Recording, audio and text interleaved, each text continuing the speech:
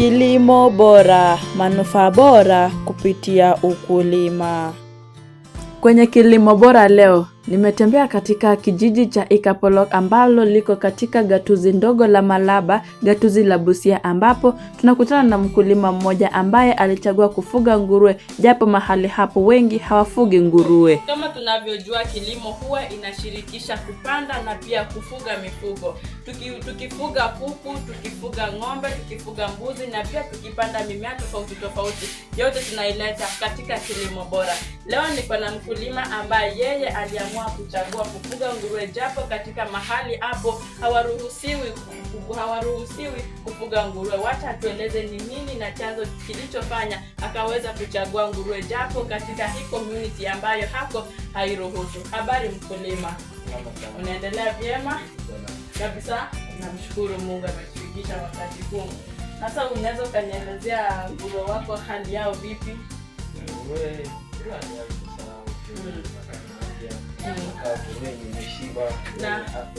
na nini ilifanya ukaamua kuchagua nguruwe japo kwa makao hapa ambao unaishi sijaonapo nguruwe? Kitu ya kwanza ni ile nguruwe ni kama moja ambayo kuna faida sana. Ukiona kama nguruwe moja kama jinsi ambavyo hivi unaweza kauza 2000 2500 wenye wakotivi wadogo. Na pia sema nguruwe mama moja akishika ujauzito kuna uwezo wa kuachilia nguruwe hata 15 moja. Sababisha mimi nikapenda ufugaji wa nguruwe.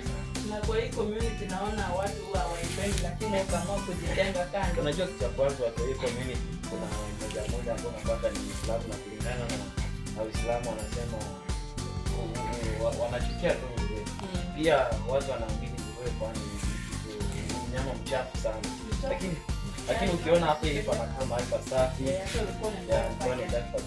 Na pia niliona wakiweka kinyesi huwa wanaweka mahali pamoja na wanalala pamoja. Kweli sasa hiyo ndio uzuri wa nguruwe.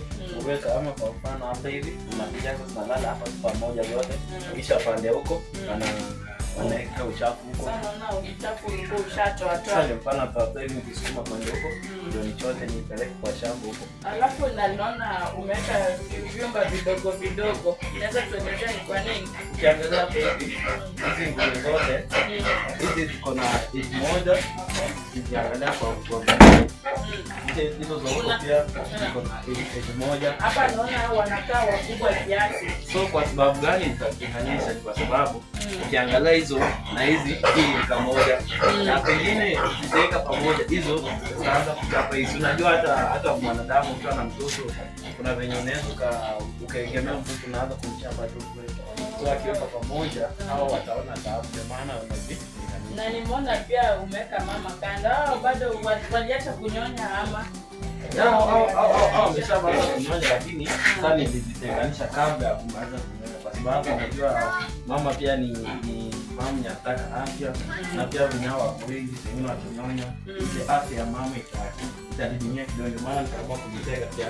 Itakuuma pia. Nguruwe inauma. Na huwa unawalisha aje?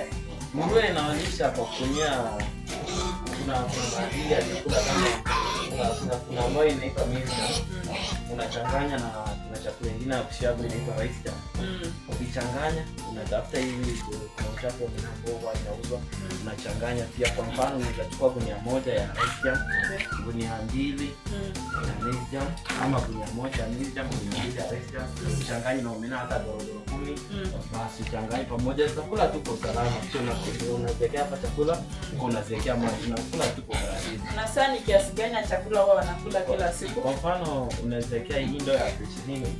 Unaweza tumia kuwekea pamoja kwa siku, ama niweke ndoo nusu asubuhi na jioni. Na nimeona hapa hakuna maji, ama unaacha wanaishi kiu ndio unawekea maji. So hapa hivi natakiwa pia niweke maji kwa sababu tunazapa na kunywa maji pia. Ndio ile sasa. Yenyewe unaimudu na usafi. Kama naweza kufanya hii kazi. Kazi ya nguruwe ni kazi nyingi. Lakini naona hapa huwa unapiga deki ama ni kubalia hivi?